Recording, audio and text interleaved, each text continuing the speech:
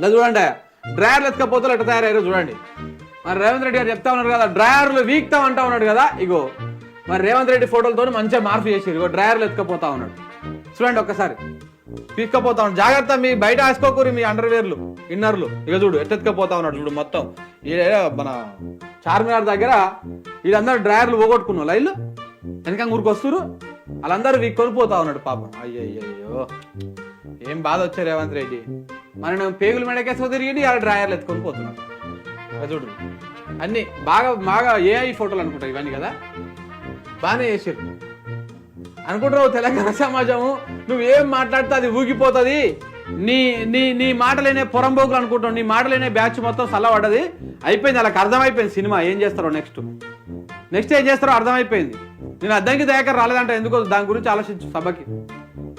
బిడ్డ నువ్వు ఎవరిని పక్కన పెడతా ఉన్నావు, ఎవరిని ఏ విధంగా ఇబ్బంది పెడతా ఉన్నావు, మాలలల్లా బాగా అద్భుతంగా మాట్లాడి సబ్జెక్టు పక్కన పెడతా ఉంటావు.